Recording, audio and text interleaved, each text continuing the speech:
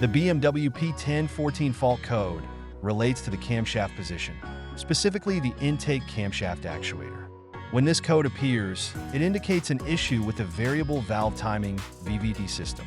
This is critical to ensure your engine runs smoothly, as it helps with performance and fuel efficiency.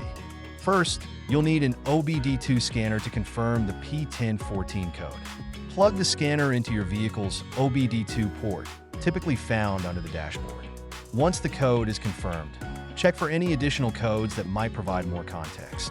The P1014 code is triggered when the intake camshaft actuator isn't functioning as expected. Open the hood and locate the intake camshaft actuator, usually found near the engine's front. Inspect the wiring for any signs of wear, loose connections, or corrosion. Often, oil buildup or debris in the actuator can cause this fault.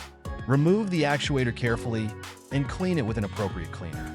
Ensure all dirt and oil are cleared out before reinstalling it. Using a multimeter, test the actuator's electrical connections. Ensure proper voltage and continuity.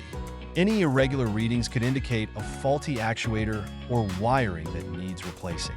If cleaning and electrical tests don't resolve the issue, you may need to replace the actuator.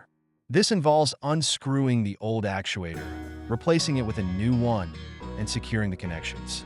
Once the necessary repairs or replacements are done, reset the P1014 code using your OBD-II scanner. Test drive your vehicle to ensure the engine is running smoothly and the code doesn't return. Regular maintenance of your VVT system can prevent issues like P1014 from recurring.